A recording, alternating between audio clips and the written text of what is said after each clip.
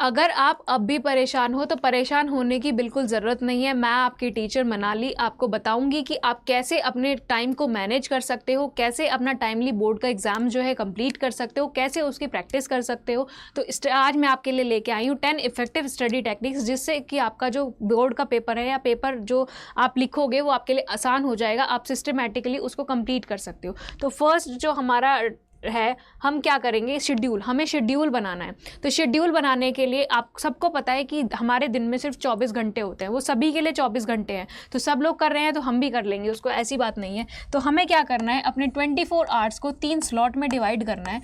8 8 8 3-8 का रूल हम लेके चलेंगे। तो जो पहला जो हमारा 8 का टाइमिंग है, जो 8 घंटे का हमारा टाइमिंग है, वो हम क्या देंगे, अपनी नींद को देंगे। क्योंकि बेटा आपको पता है कि जो आपका मतलब जिस एज में आप हो उस एज में सोना बहुत ज़रूरी है, और अगर हम सोएंगे तो हमारा माइंड रिलैक्स रहेगा और उसी की वजह से आगे हम जो भी काम करेंगे तो उसमें हम फ्रेश फील करेंगे। दूसरा 8 घंटा जो है आपका एक्स्ट्रा काम का है, जिसमें एक्स्ट्रा काम में आपका टाइम जो है स्कूल का टाइम भी इंक्लूड होता है, ठीक है।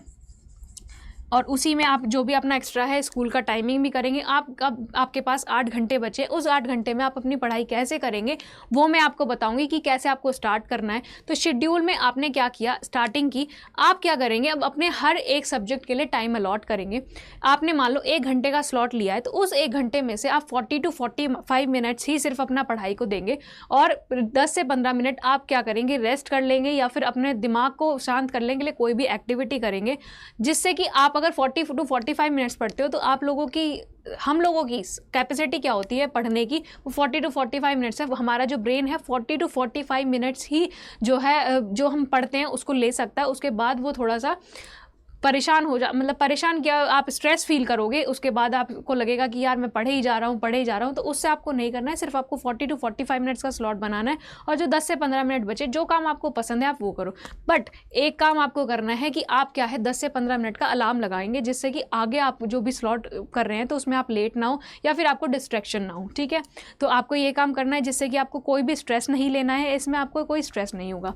नेक्स्ट जो हमारा काम आएगा वो हम क्या करेंगे, अपना प्रिपेयर करेंगे सिंपल नोट्स। अब आप सपोज करो कि आपने पढ़ाई शुरू कर दी है, आपने पढ़ाई की, आप पढ़ाई करने के बाद पूरा तो चैप्टर इंपॉर्टेंट नहीं होता, बहुत सी लाइन ऐसी होती है जो बहुत ज़्यादा इंपॉर्टेंट होती है, आपको लग रही है, तो आप क्या करोगे, अपने डायग्राम्स को लोगे या फिर कोई भी डेफिनेशन है या फ्लो चार्ट है, उनको क्या करोगे, हाईलाइट कर लोगे, कि जिससे कि आगे आपको जब दोबारा आप इस चैप्टर को रिवाइज करो तो आपको पता रहे कि ये चीज़ें मेरी इंपॉर्टेंट है और मुझे इसको दोबारा रिवाइज करना है या इसको ज़्यादा टाइम देना है। तो उससे आपका रिविजन अच्छा होगा। और रिवीजन करने के बाद हमने क्या करा, पढ़ाई कर ली, रिवीजन कर लिया।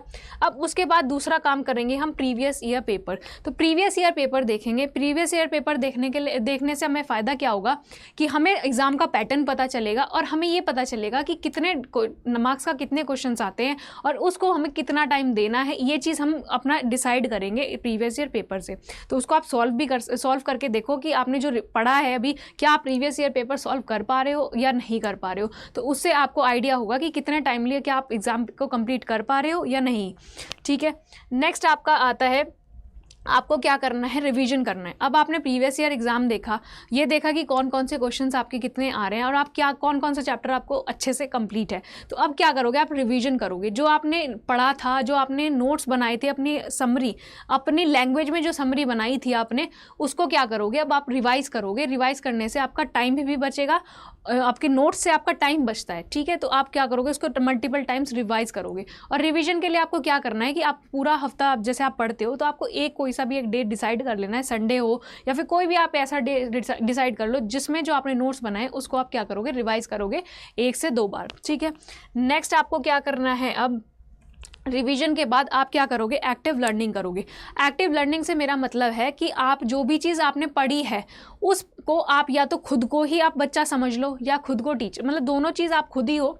आपको खुद को ही एक्सप्लेन करना है कोई भी चैप्टर अपनी लैंग्वेज में। आप उसको इस तरीके से अपने आप को समझाओ कि जब आपको ऐसा लगे कि आपको पूरा अच्छे से चैप्टर आता है। आपको ये काम करना है, ठीक है।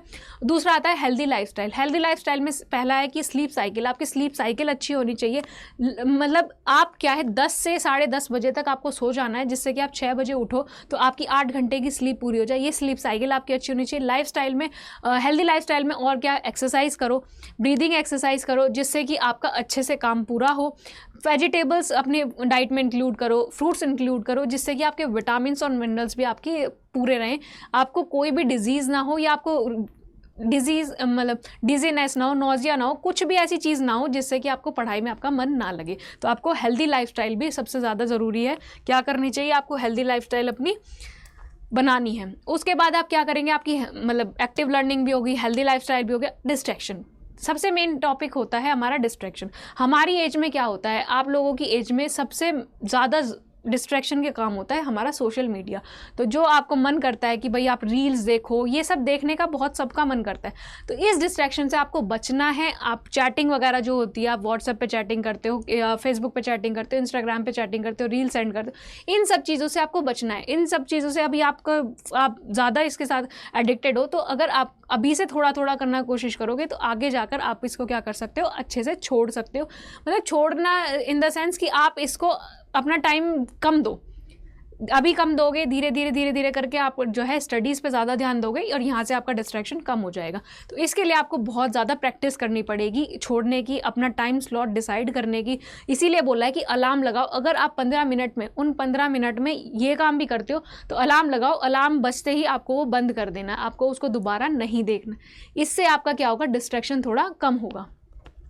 नेक्स्ट आपका आएगा क्या कि आपको राइटिंग प्रैक्टिस करनी है।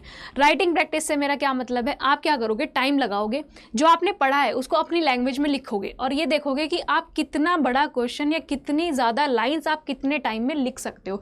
अगर आप इसको राइटिंग प्रैक्टिस टाइम लगा के करोगे तो आपको टाइम मैनेजमेंट आएगा। आपको ये पता चलेगा कि आप कितना क्वेश्चन अटैम्प्ट कर पा रहे हो और कितना टाइम आपको कंज्यूम हो रहा है। तो उससे आप राइटिंग प्रैक्टिस अगर रेगुलरली हम करते हैं तो हमारा जो टाइम है वो कम होना शुरू हो जाता है किसी भी चीज़ को लिखने का। ठीक है, नेक्स्ट हमारा आता है मॉक टेस्ट देने हैं हमें। अब क्या हुआ, जैसे सैम्पल पेपर्स हम लोग लेंगे और जो भी हम सैम्पल पेपर्स लेते हैं तो उन सैम्पल पेपर्स में हमारा पूरा पेपर होता है।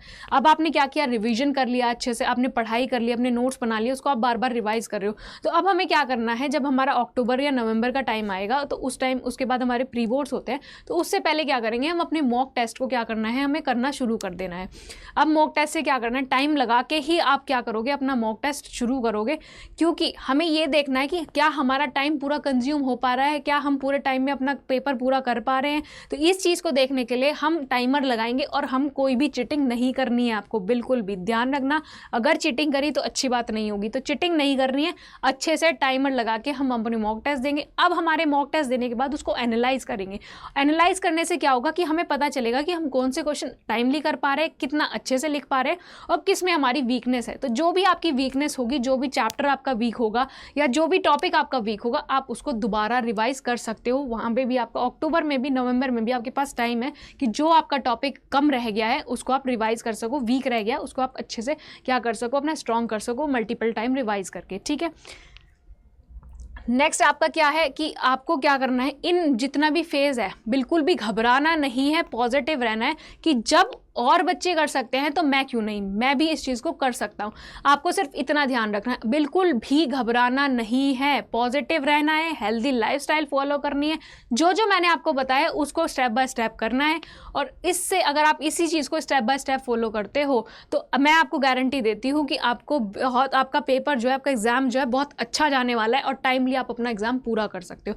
बस उन्हीं स्टेप्स को आप फॉलो करो। जो भी आप शेड्यूल बनाओ उसको इस अकॉर्डिंग बनाओ कि वो आपको स्ट्रेस ना दे कि नहीं भाई मुझे तो ये इस टाइम करना ही करना है। हमें स्ट्रेस लेना ही नहीं है बिल्कुल। अपने अभी भी बहुत टाइम गया नहीं है, अभी सिर्फ 2 ही महीने गए हैं, तो बहुत टाइम है हमारे पास। और जो हमारी समर वेकेशन है उसको तो हम बहुत ज़्यादा यूज़ कर सकते हैं क्योंकि हमें उसमें स्कूल भी नहीं जाना, हमारे स्कूल का टाइम भी बच रहा है, तो हम वहाँ पर भी अपना टाइम यूज़ कर सकते हैं। भाई अपनी मैथ्स प्रैक्टिस कर सकते हैं, कुछ भी आप कर सकते हो। बेटा बिल्कुल परेशान मत होना, बस सिर्फ यही चीज़ आपको फॉलो करनी है, इसी से आपका पेपर बहुत अच्छा होगा। ध्यान रखना कि बिल्कुल स्ट्रेस नहीं लेना है, बी पॉजिटिव। क्यों? क्योंकि अगर स्ट्रेस लोगे तो ये टाइम जो आपका बचा है, जो आपके पास टाइम है, ये भी आपका वेस्ट होगा। तो हमें क्या करना है, पॉजिटिव थिंकिंग रखनी है, अपनी मोटिवेट रहना है और अच्छे से अपने पेपर को अटेम्प्ट करने के लिए अपना हर एक पार्ट बहुत स्ट्रॉन्ग करना है। ठीक है, बस मैं तो यही बोलना चाहूँगी आपको। उसके बाद आप जो है अपना काम अच्छे से करें, ठीक है। और उसके बाद हम अभी इस वीडियो को यहीं पे ख़त्म करते हैं। Thank you, bye bye, take care.